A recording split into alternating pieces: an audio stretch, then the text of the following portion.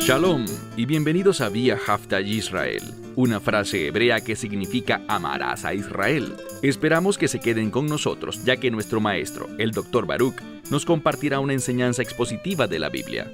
El Dr. Baruch es profesor titular del Instituto Zera Abraham, con sede en Israel. Aunque todos los cursos en el instituto se imparten en hebreo, el Dr. Baruch se complace en compartir esta enseñanza en inglés con doblaje al español. Para más información, visítenos en amarasaisrael.org o descargue nuestra aplicación móvil Mi Estudio Bíblico. Aquí está Baruch y la lección de hoy. ¿Sabías que el Mesías le habló a sus discípulos, a los discípulos que estarían vivos durante los últimos días? Quizás esos seamos tú y yo. ¿Y cuál es una de las cosas que nos dijo? Bien, Él nos advirtió algo. Nos ordenó que vigiláramos y que estuviésemos atentos y muy alertas. ¿Por qué? Bien, una de las cosas que caracterizarán a los últimos días es un aumento de los falsos profetas. Del mismo modo, cuando vemos al apóstol Pablo y otros escritos del Nuevo Testamento, notamos de manera similar una advertencia. Pablo dijo en 2 a los Tesalonicenses capítulo 2 que se produciría una gran apostasía. ¿Qué significa apostasía? Bueno, es un término griego en su origen y tiene que ver con una partida, con alejarse de la doctrina bíblica saludable, apartarse de aquello que es bueno, es decir, de acuerdo con la voluntad de Dios, para abrazar algo que va en contra de los planes, propósitos e instrucciones de Dios. Eso sucederá, y en mi opinión, nos estamos acercando a esa apostasía. Estamos viendo un incremento entre los falsos maestros. Estamos en medio de un estudio del libro de Isaías. Hemos completado los primeros 18 capítulos y la semana pasada cubrimos la primera parte de Isaías capítulo 19. Estudiamos del verso 1 al 15 y lo que vimos en su mayor parte fue un mensaje que la palabra de Dios denomina como una carga que Él coloca sobre Egipto y que producirá, como vimos, la destrucción de Egipto. Pero Dios es bueno, Dios es misericordioso. También vamos a aprender que a pesar de este juicio y destrucción, también habrá sanidad. Habrá un remanente dentro de Egipto que llegará a la fe, que responderá al Salvador, y alabado sea Dios por eso. Del mismo modo veremos algo similar para Asiria. Esas son buenas noticias. Pero aquí está el problema. Muchas personas toman intencionalmente esa última porción, los últimos versos del capítulo 19 de la profecía de Isaías, y la mercadean, la llenan de sensacionalismo, desarrollan una especie de artilugio teológico que toma ese pasaje y lo lleva más allá, mucho más allá de lo que el profeta quiso decir. Y le añaden palabras emocionantes, afirman que tienen nueva revelación al respecto, y la razón por la que todo es tan nuevo y diferente es porque históricamente la gente no lo ha interpretado de esa manera. Lo que quisiera hacer es lo siguiente. Antes de entrar en el capítulo 19 de Isaías, en su segunda parte, quisiera que este sea un video complementario, una introducción, para esa segunda parte del capítulo 19. Pues, si no lo hacemos así, mi preocupación es que la gente oirá algunas de las cosas que yo les diré, y a partir de allí lo extrapolarán basado en lo que oyen a otros decir, hasta un extremo y un punto que no es bíblicamente correcto. Este es nuestro objetivo en el estudio de hoy. No hace mucho, me enviaron un folleto y la persona simplemente me pidió que le diera un vistazo. constaba solamente de 6 páginas, y él quería que le respondiera si para mí era una explicación acertada de los últimos versículos del capítulo 19 de Isaías, o si, en mi opinión, era algo problemático. Yo pude haber respondido simplemente un correo electrónico muy breve diciéndole: lo revisé, es problemático, no lo recomiendo y no creo que sea bíblico. Punto. Adiós. Pero a medida que lo leía, y mientras que oraba antes de leerlo, durante la lectura y luego de ella, sentí que debía compartir mi conclusión con una audiencia mayor y no solamente a una persona, sobre el peligro de esta perspectiva. No es algo bíblicamente correcto. ¿Quiero decir que todos sus aspectos son malos y antibíblicos? Absolutamente no. Mucho de su contenido es bueno, pero hay un problema. Si tomas muchas verdades bíblicas y le añades aunque sea un poquitín de error, al final, el resultado puede ser desastroso. Tenemos que ser bíblicamente precisos. ¿Significa eso que nunca cometeremos errores en nuestras interpretaciones y perspectivas? Por supuesto que no, somos humanos. Estamos dirigidos, espero yo, por el Espíritu Santo. Pero todavía somos vasijas imperfectas. Y por lo tanto, cuando interpretamos las Escrituras, podemos cometer errores. Podemos decir una palabra que no quisimos decir, o a veces incluso sin darnos cuenta, decir cosas incorrectas. Si una persona está profetizando, la profecía tiene que ser 100% exacta. Pero a veces la enseñanza bíblica puede que no sea perfecta. Mi perspectiva es que esto de lo que hablaré va mucho más allá de un pequeño error aquí y allá, o de un pequeño malentendido. Es algo altamente problemático y por esa razón quiero exponerlo de manera pública.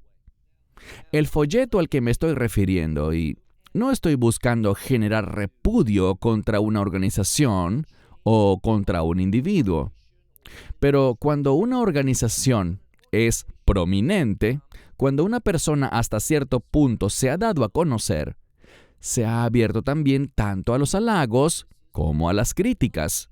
Nos envían muchísimos correos electrónicos criticándonos y expresando rechazo, desacuerdo, incluso algunos amenazándonos. Y eso está bien.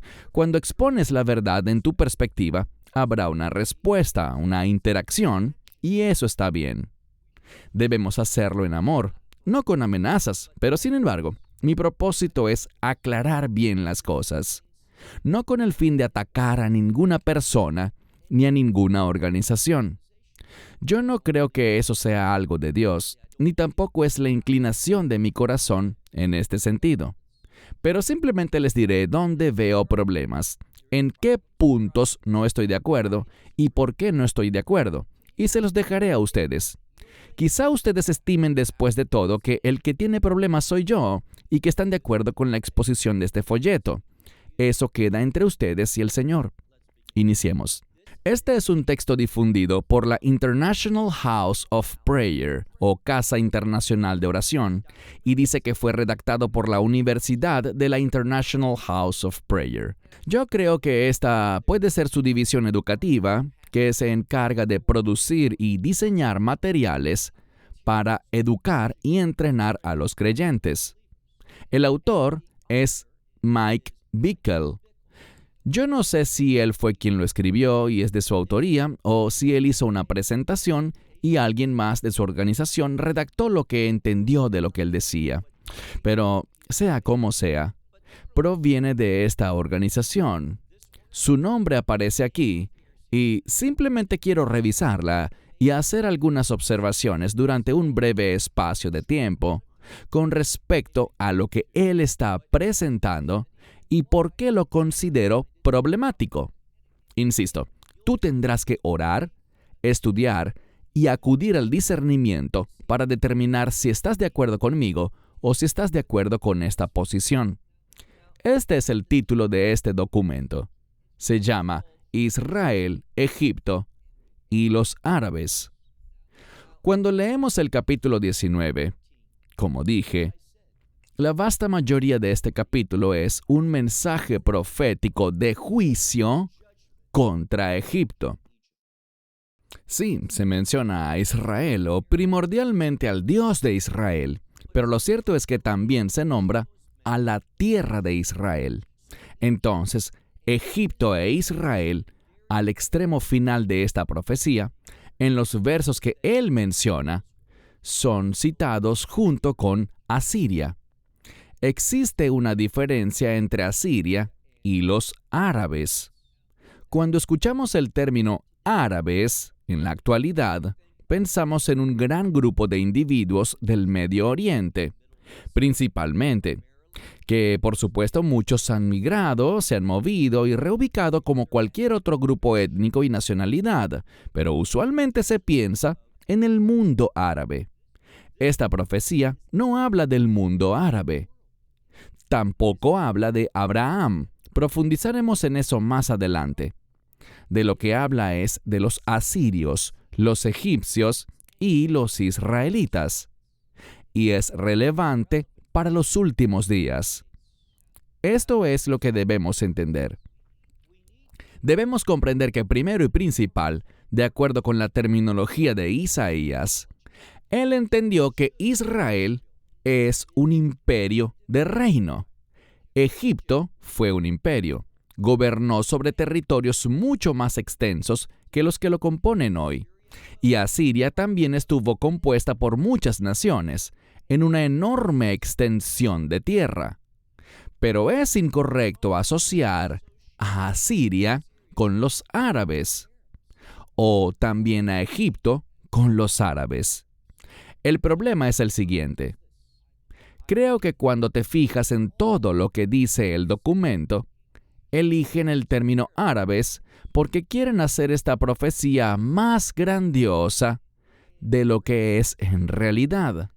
Es una maravillosa profecía. Habla de la fidelidad de Dios al guardar su promesa con Israel y el pacto que hizo con Abraham. Pero aquí está el problema. No debemos decir que se trata de Egipto, Israel y los árabes. En segundo lugar, él continúa diciendo, y lo voy a leer textualmente porque no quiero decir nada distinto a lo que ha escrito este individuo, ni representar falsamente sus comentarios. Leo. El final de Isaías 19 se refiere a los versos 23, 24 y 25. El final de Isaías 19 describe el milagro nacional e internacional más grande de la historia. Como les dije, cosas grandiosas suceden y son cosas de reino, pero yo no promocionaría esta profecía como lo hace él, diciendo que es, y cito, el milagro nacional e internacional más grande de la historia. Si me preguntaras cuál es el milagro más grande de todos los tiempos en cualquier lugar, te diría la resurrección del Mesías Yeshua. Sin ese evento, nada más importaría. Ningún otro milagro ni profecía tendría significado alguno sin la resurrección. Pero sin embargo, él dice que estos versos describen el milagro nacional e internacional más grande de la historia. Para el siguiente punto, utiliza los términos gloria y oscuridad. ¿A qué se refiere? Bueno, la oscuridad nos habla de juicio y de la condición espiritual del mundo que trae como consecuencia el juicio de Dios. Un juicio que será muy severo, como vemos en la primera parte del capítulo 19 y como hemos visto en otros lugares en nuestro estudio de Isaías y lo seguiremos viendo. Esta oscuridad implica juicio y él considera algo con lo que estoy de acuerdo. Es el juicio del día final. La gloria, ¿cómo la define? En cuanto a la gloria, él habla de personas arrepintiéndose, abrazando la verdad del Evangelio, siendo salvas. Así que dice, estas dos cosas ocurrirán a la vez. Lo siguiente que él hace es hablar sobre este tiempo tan único y dice, está resaltado por dinámicas especiales que se relacionan con un derramamiento sin paralelo del Espíritu, resultando en una gran cosecha. Sobre esta gran cosecha, Él nos hablará un poco más, algo que me pareció muy interesante y creo que altamente significativo desde el punto de vista teológico. Él dice que este derramamiento del Espíritu será algo único y dará como resultado una gran cosecha, y luego dice, y una iglesia victoriosa, y cita Apocalipsis 19:7. Apocalipsis 19:7 habla sobre el banquete de bodas del Cordero. Por supuesto, la gente tendrá que ser llevada allí, y quizás eso es lo que él califica como una cosecha. Pero literalmente, cuando leemos Apocalipsis 19:7, nos habla de la segunda venida, específicamente de la fidelidad de Dios para remover a la gente previo al juicio de Dios, y en última instancia, traerlos al reino, donde se celebrará ese gran banquete de bodas que ha sido preparado por Dios. Pero, cuando escuchas el término iglesia victoriosa, debes tener mucho cuidado. ¿Creo que la iglesia será triunfante y victoriosa? Sí, por la gracia de Dios. La mayoría de la gente, y tendrás que examinar esto y escuchar a otros de sus escritos y enseñanzas para discernir si esta es su mentalidad, pero muchas personas enseñan que la iglesia será tan exitosa, tan victoriosa, que producirá una conversión masiva en todo el mundo. El mundo entero se convertirá, todas las naciones, y cada área de la sociedad, cada aspecto de la vida, bien sea que hablemos de la educación, los medios, las artes, la ciencia, todas las esferas, políticas, sociales, todo se convertirá a la verdad bíblica. Todo se someterá a la voluntad del Mesías. Bien, es verdad que eso sucederá en el futuro, pero no gracias a la iglesia. Esa transformación vendrá por medio del juicio que traerá el Mesías, de lo cual también hablaremos más adelante. Pero este sujeto brinda 4 perspectivas para entender esta gloria y oscuridad. Dice, 1. Habrá quienes proclamarán ambas cosas, el avivamiento sin paralelo que viene y el incremento de la oscuridad y la gloria. Esa es la primera, proclamarán ambas. Habrá quienes proclamarán únicamente el avivamiento, negando o minimizando el incremento en la oscuridad. Habrá también quienes proclamarán solo la creciente oscuridad, negando o minimizando el avivamiento. Y finalmente habrá quienes interpretarán que las profecías de tribulación fueron cumplidas en el año 70 después de Cristo. Bueno, por su perspectiva y lo que he indagado, él no se identifica con el cuarto grupo, sino que probablemente esté en el grupo 1. Él cree que viene un avivamiento sin precedentes y en un contexto de tinieblas y gloria. ¿Y dónde me ubicaría yo? Bien, habrán personas que serán salvas en los últimos días. Vemos que eso se producirá en el tiempo que Mateo 24 define como el fin. Muy importante que Yeshua, me refiero al Mesías Jesús, haya enfatizado la palabra fin en Mateo 24. Aparece allí 3 o 4 veces desde el versículo 3 hasta el versículo 14. Dice que el fin llegará. ¿De qué fin nos habla? Del fin de la era de la iglesia. ¿Qué marcará su final? El rapto o arrebatamiento, nuestra esperanza bendita. Porque inmediatamente después de que el evangelio del reino sea proclamado, ocurrirá la abominación desoladora, y poco después se iniciará la persecución de Israel. La persecución de Israel sucederá durante la angustia de Jacob, que tendrá lugar después del arrebatamiento. Muy importante que lo tengamos en claro. No será entonces la iglesia ministrándole a Israel lo que llevará a Israel a la fe. ¿Qué dice el profeta? Muy sencillo. Será la persecución de las naciones, dirigida por el anticristo, la que producirá que 2/3 del pueblo judío muera en los últimos días. Horrible, pero cierto. Y ese tercio remanente, debido a la persecución, verá todo el juicio que cae a su alrededor y la persecución del enemigo en su contra.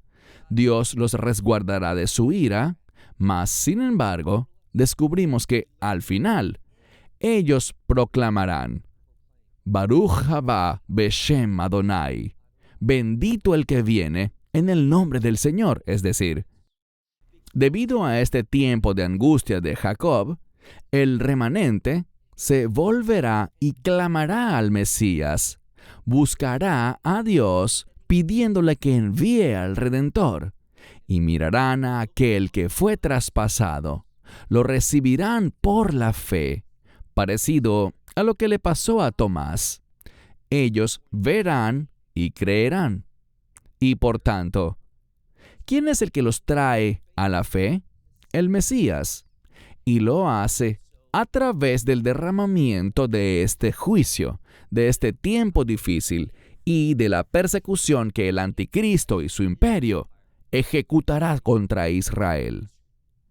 También sabemos que no solo ese tercio de los israelitas llegará a la fe, sino que la Escritura dice que habrá un remanente de las naciones que presenciará la fidelidad de Dios para con Israel y llegará también a la fe. Estas son buenas noticias.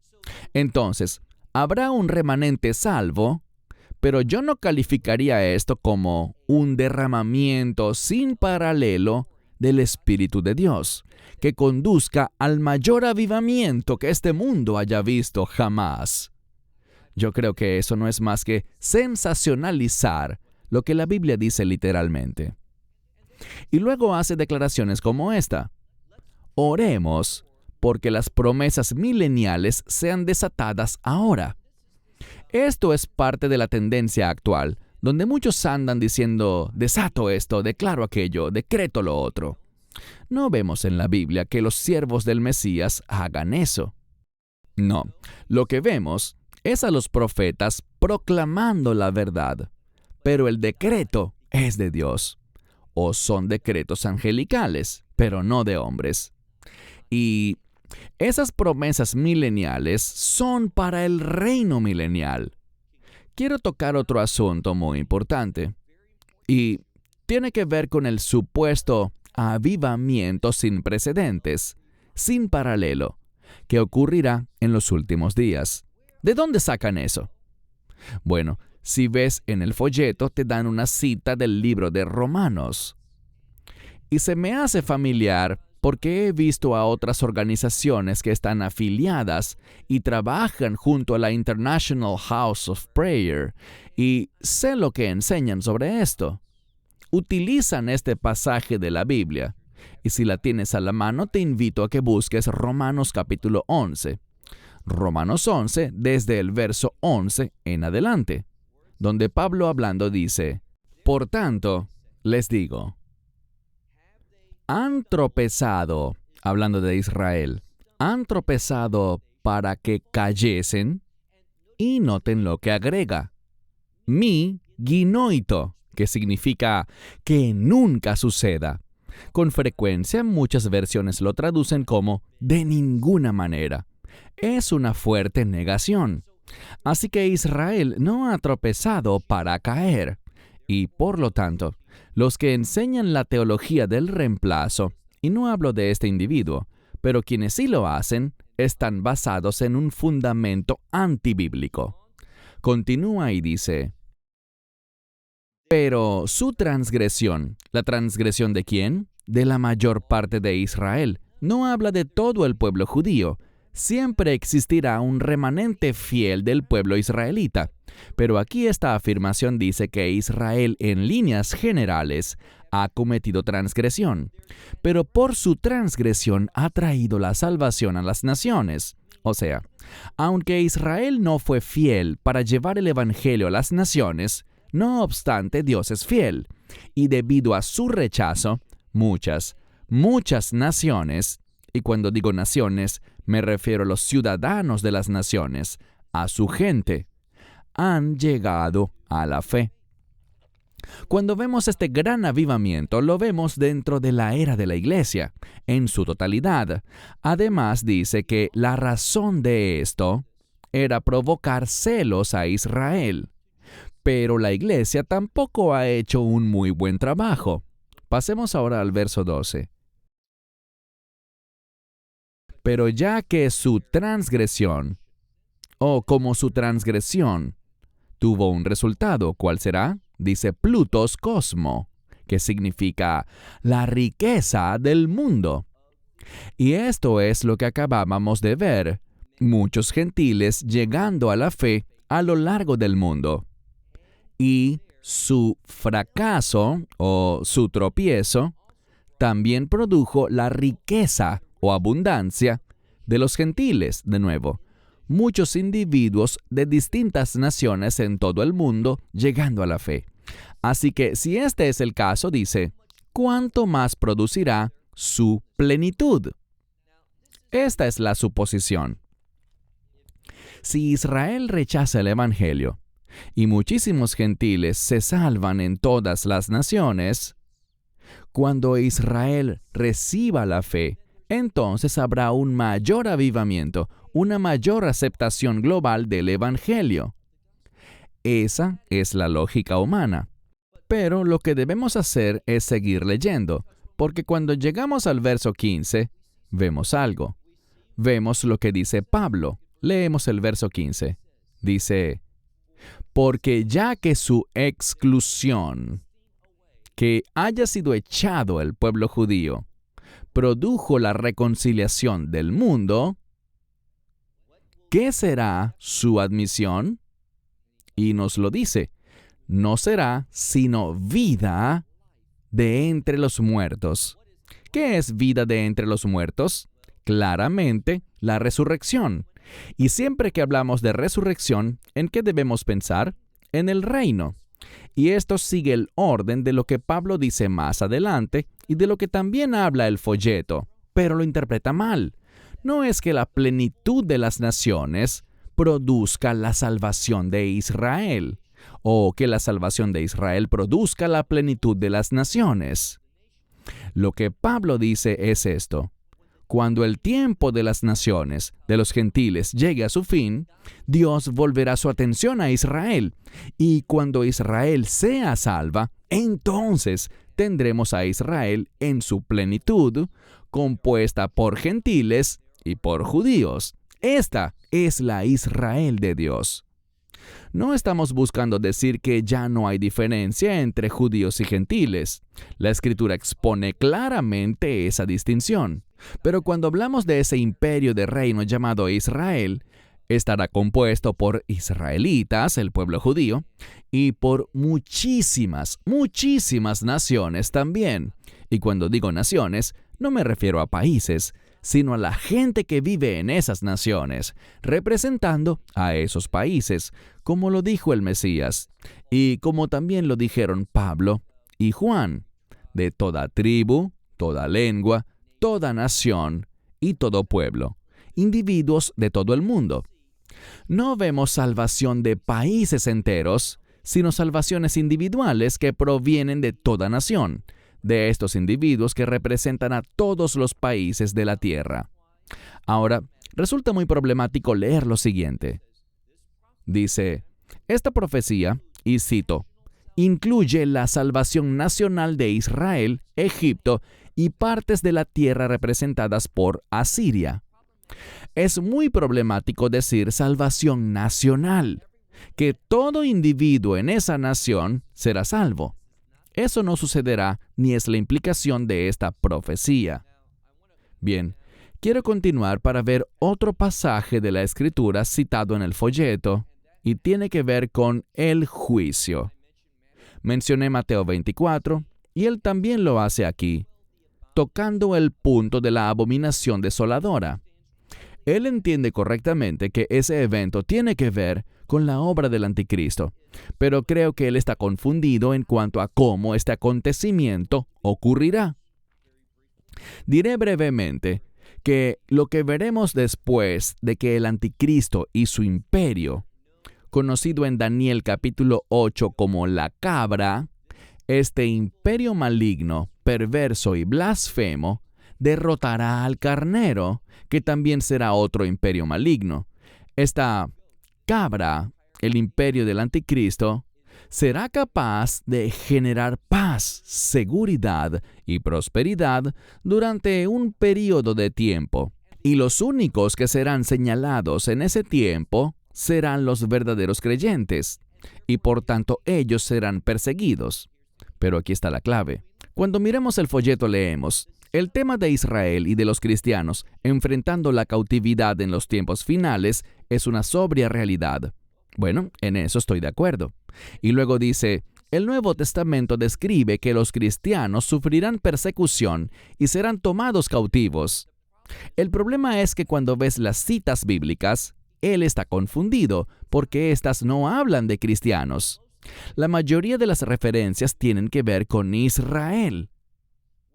Cuando cita, por ejemplo, Apocalipsis 12, ese pasaje del desierto, lo que descubrimos allí es que en los últimos días Israel huye, y por cierto, cuando esto ocurre, ya la iglesia se habrá ido, ya estaremos en el reino de los cielos. ¿Por qué? Porque la ira de Dios está cayendo y nosotros no estaremos aquí durante la ira de Dios. El término arpazo significa ser removido, sacado. No significa ser protegidos en un lugar, sino arrebatados, removidos de un lugar. Por esto, aquellos que enseñan que el rapto ocurrirá al final de los 7 años finales, no conocen el idioma bíblico.